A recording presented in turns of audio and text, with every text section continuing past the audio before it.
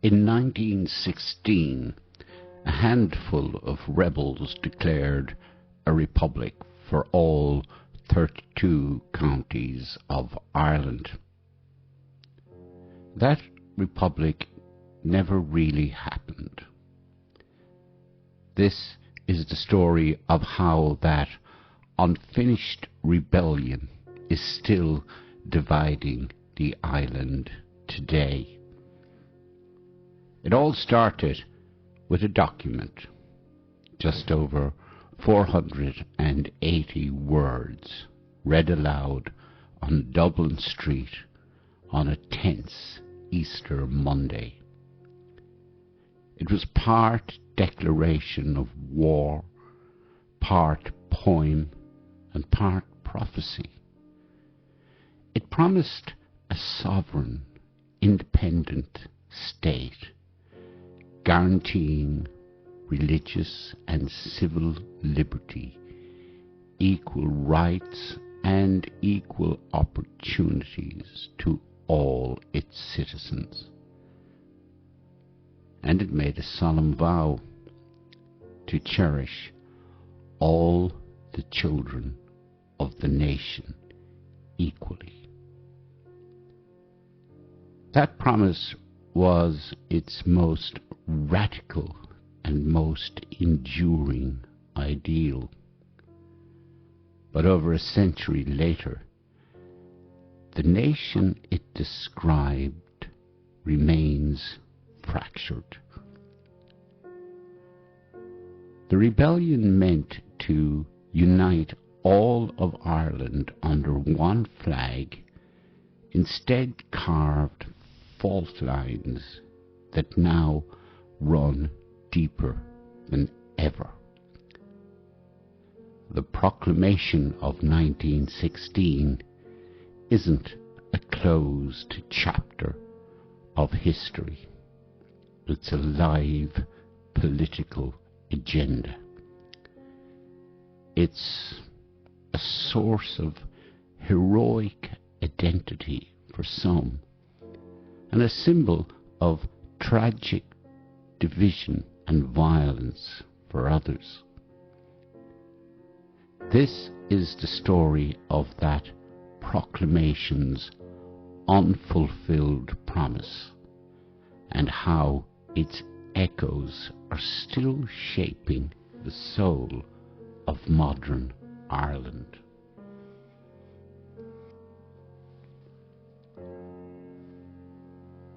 Before the first shot was fired, there was the idea. To get the Easter Rising, you first have to get the Ireland that birthed it. The early 20th century was a hotbed of cultural and political change. For decades, the main goal for Irish nationalists was home rule, a limited type of self-government, still within the British Empire. But for a new, more radical generation, that wasn't nearly enough. This was the era of the Gaelic revival, a powerful cultural reawakening that aimed to reclaim an Irish identity totally distinct from Britain. It promoted the Irish language, ancient myths, and native sports. This cultural nationalism quickly bled into political nationalism. At its core was the belief that Ireland wasn't just a piece of land to be governed, but a unique civilization with a soul of its own. No one personified this spirit more than Patrick Pearse, a schoolteacher, poet, and one of the main architects of the Rising. Pearse was a romantic, obsessed with the heroic sacrifice of mystical figures like Cú Chulainn, and he believed a blood sacrifice was needed to wake Ireland up. He and others were members of a secret, oath-bound society, the Irish Republican Brotherhood, or IRB. Their motto was simple: England's difficulty was Ireland's opportunity. And in 1914, that opportunity arrived. The First World War broke out, leaving Britain distracted and vulnerable. While hundreds of thousands of Irishmen, both Catholic and Protestant, signed up to fight for the Empire in Europe, the IRB saw their moment to strike against it.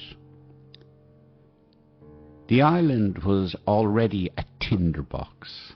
In the north, Unionists, terrified that Home Rule would mean Rome rule, formed the Ulster Volunteer Force, a militia of 100,000 men armed to resist being governed from Dublin. In response, nationalists in the south formed their own volunteers. The island was bristling with opposing armies, loyalties, and dreams.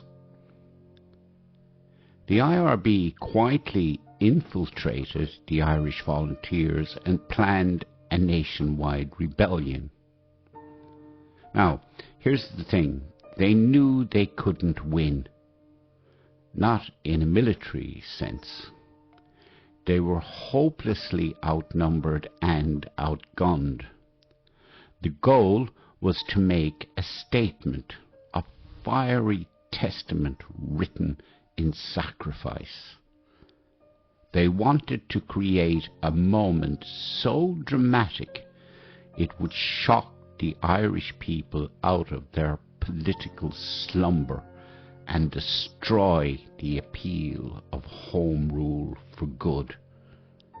They weren't planning a rebellion to win a war, but to change the soul of a nation. On Easter Monday, April 24, 1916, under a grey Dublin sky, the plan went into motion. About 1,600 rebels, a mix of Pearse's Irish Volunteers and the Socialist Irish Citizen Army, led by James Connolly, seized key buildings across the city centre. Their headquarters was the grandest building on Dublin's main street, the General Post Office, or GPO. Outside its stone columns, Patrick Pearse stood and read the Proclamation of the Irish Republic.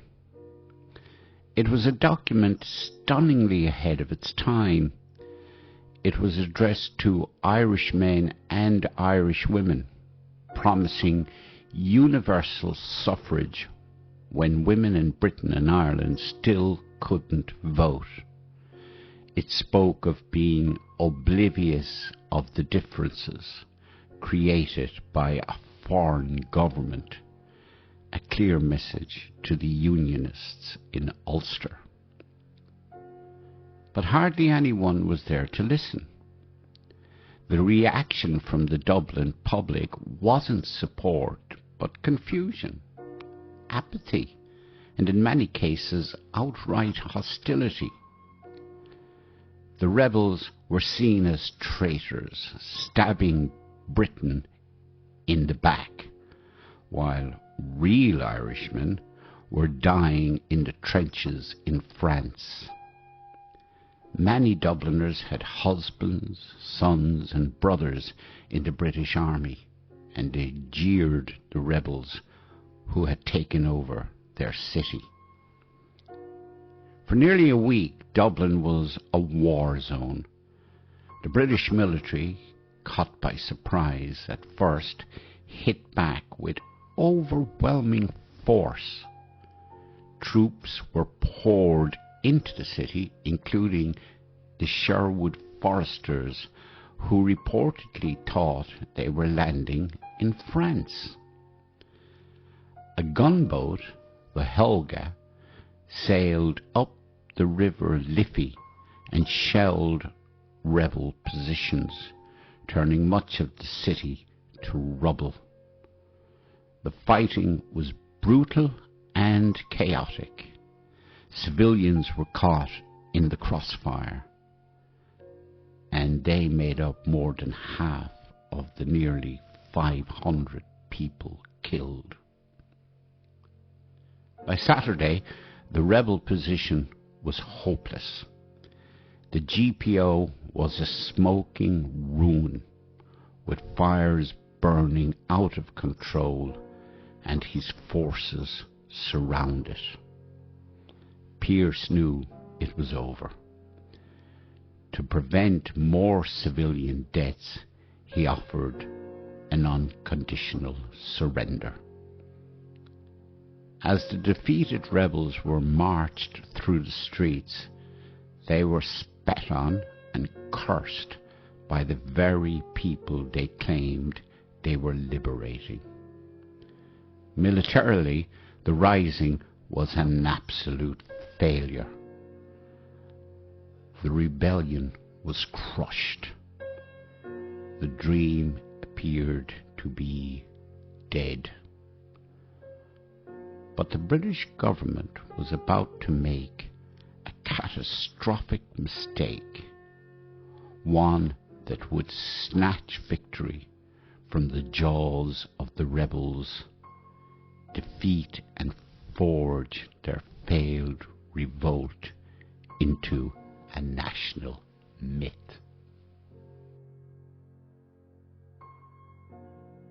The British response was swift and brutal. General Sir John Maxwell was put in charge with orders to crush Irish separatism for good. He imposed martial law and arrested thousands of suspected sympathizers. But his most fateful decision was how to handle the leaders. Over 2 weeks in May, secret military courts sentenced 90 men to death. Between May 3rd and May 12th, 16 of the key leaders were taken from their cells in Kilmainham Gaol and executed by the firing squad. The first to die were Patrick Pearse, Thomas Clark and Thomas MacDonagh. Then, day after day, the executions continued. This slow, drawn-out process began to horrify the Irish public. What had been anger toward the rebels started to curdle into sympathy, then admiration. The Irish Independent, a newspaper that had demanded the leaders be shot, was soon reflecting a complete change in public opinion.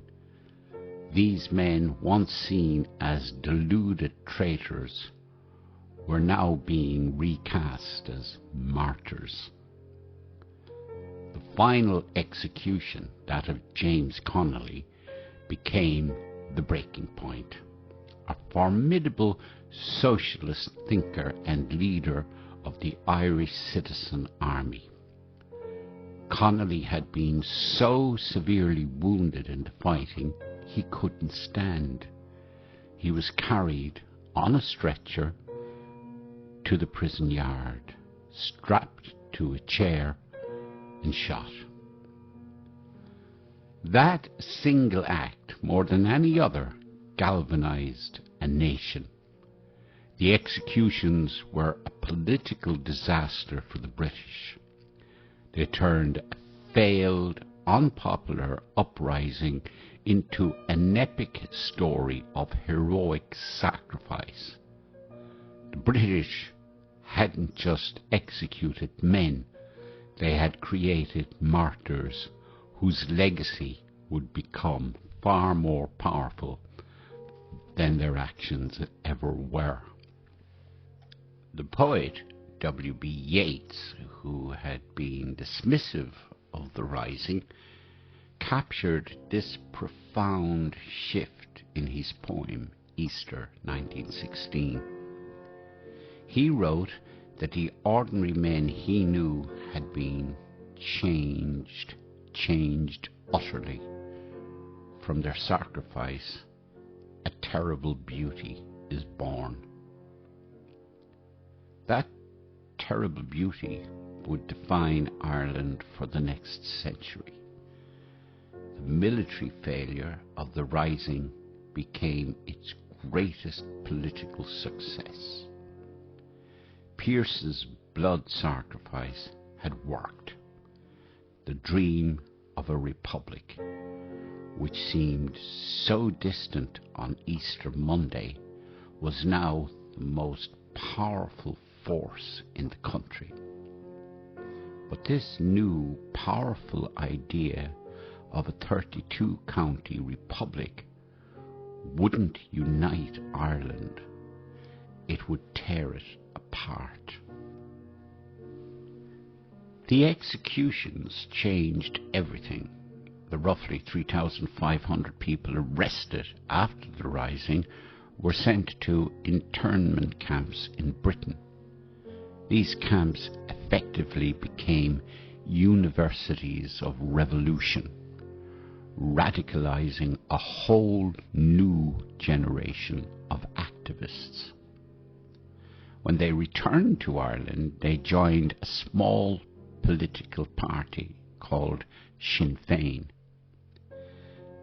In the 1918 general election, Sinn Féin, now seen as the party of the Rising, won a landslide victory, wiping out the old Home Rule party. Its elected members refused to go to the British Parliament.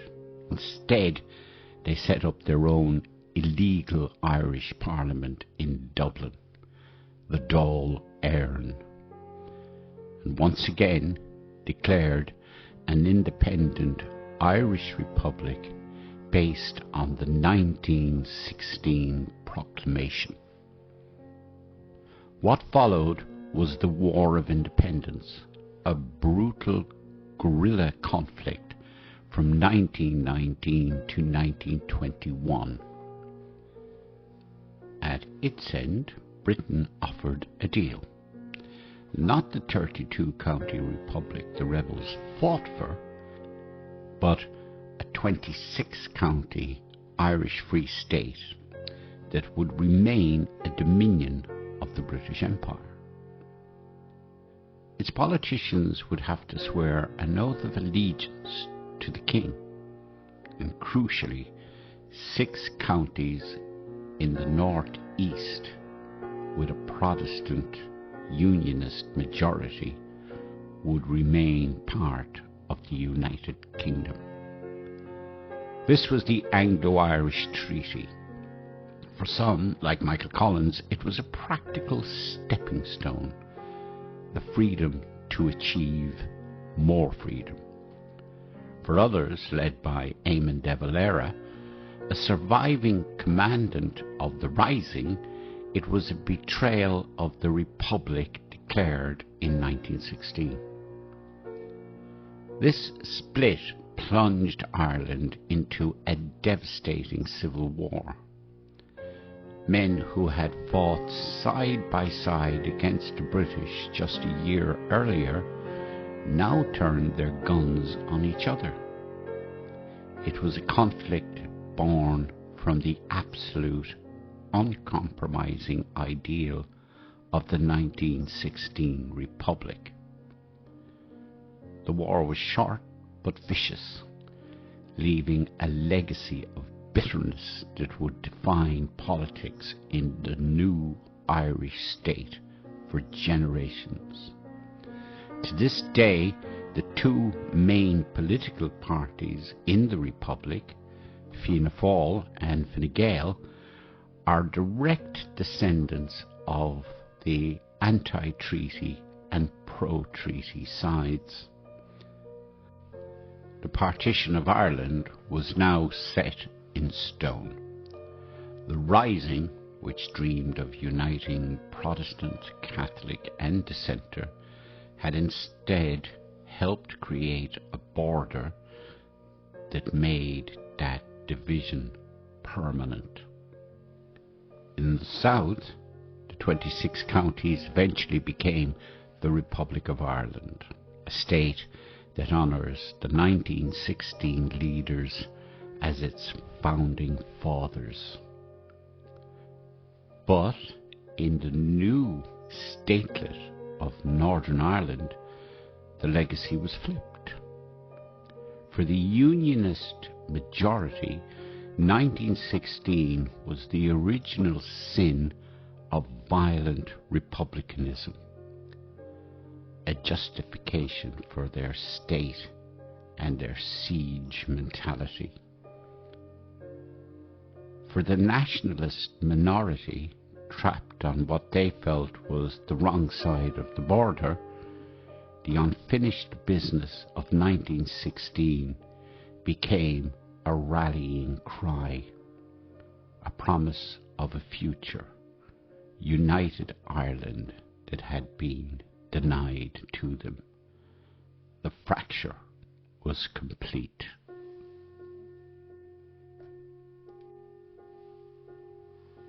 For decades, the legacy of the Rising echoed differently on each side of the border. In the Republic, it was enshrined in state commemorations, a sacred founding story. In the North, it became a battle standard. During the dark years of the Troubles from the late 1960s to 1998, the Provisional IRA drew a direct line from themselves back to Patrick Pearse and the men of 1916. They saw themselves as the true army of the Republic, declared at the GPO, fighting to finish the job. For the Unionist community, this confirmed their deepest fears, that the ideal of a united Ireland was inseparable from violence and a threat to their identity. The memory of 1916 was no longer just a historical debate. It was fuel for a modern war. The Good Friday Agreement of 1998 finally brought the conflict to an end. It was a masterpiece of compromise, creating a power-sharing government in Northern Ireland and establishing the principle of consent, that Northern Ireland would remain in the UK as long as a majority of its people wished it. For a time, it seemed the sharp edges of history had been smoothed over. Then came Brexit. The UK's departure from the European Union ripped open old wounds. It created the very thing the peace process was meant to erase, a new, tangible border, this time in the Irish Sea. The Windsor framework, designed to manage this new reality, has left Northern Ireland in a contested position, tied to both the UK and EU economies. While meant as a solution, it has caused trade disruption and political friction, with support for it weakening. To many unionists, it feels like a drift away from Britain. To many nationalists, it just highlights the absurdity of a border on such a small island. In this new climate, the call for a united Ireland is no longer a fringe aspiration. It is mainstream political debate.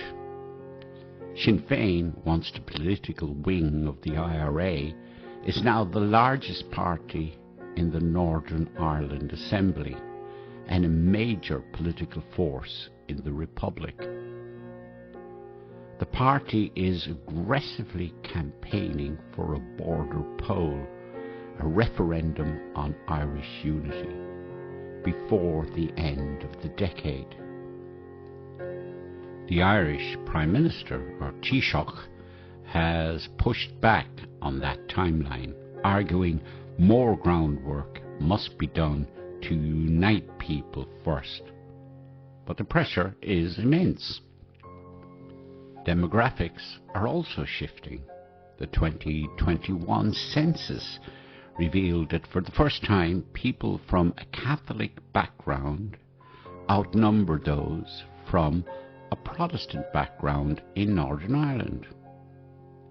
While religion no longer neatly maps to political loyalty, a growing number of people identify as neither unionist nor nationalist.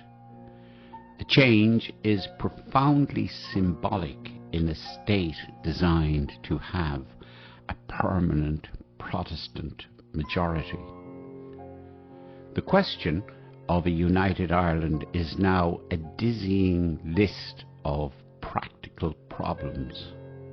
How do you merge two healthcare systems, two tax systems, two police forces? What flag would you fly? What anthem would you sing?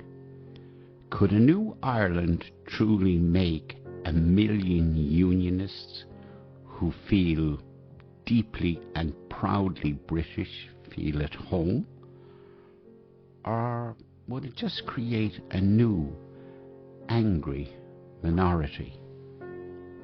More than a century later, the proclamation read outside the GPO remains a document of profound and conflicting power. Its vision of a republic that guarantees religious and civil liberty and cherishes all the children of the nation equally is a noble universal ideal. Every Easter it is read aloud at official commemorations. Its words a reminder of the state's founding promise. Yet the rebellion it declared also sanctified political violence, leaving a legacy that is both heroic and deeply divisive. It remains a cornerstone of Irish identity, but its memory is not shared. It is fiercely contested. The unfinished rebellion continues, not with guns, but with votes, debates, and demographic shifts. The central question of 1916, how to reconcile the different traditions and identities on the island of Ireland, was never resolved. It was frozen by partition, inflamed by the Troubles, and now thawed by Brexit. It is once again the defining issue of a generation. The debate is no longer about blood sacrifice, but about economies, identities, and the practicalities of building a shared future. but the ideal that set it all in motion, the dream of a single, united nation on one small island, remains as powerful and as divisive as ever. The final chapter of the 1916 rebellion is not yet written. The question that hangs over Ireland today is whether that chapter can ever have an ending that, for the first time in its history, does not create a new beginning of grievance for someone else.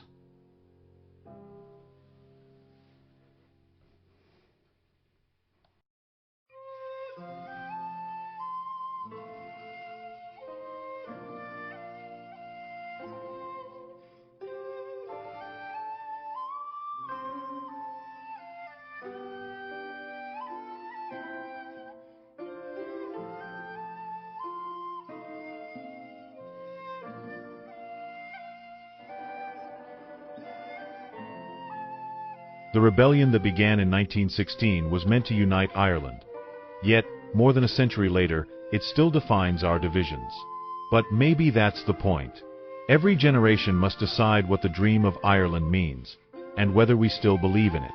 If you believe history isn't just something we remember, but something we're still writing, then this story belongs to you too. By liking, sharing, or subscribing, you're helping Emerald Chronicle grow, and ensuring that the echoes of our past are heard by Irish history lovers, at home and abroad, who still care about where we've come from and where we're going. Your support doesn't just keep this channel alive. It funds every frame, every voice, and every story that keeps our heritage breathing. When you act, you're not only watching, you're donating to the preservation of Irish history itself. So stand with us as we uncover the myths, the heroes, and the heartbreak that shaped a nation. Because the story of Ireland is still being written.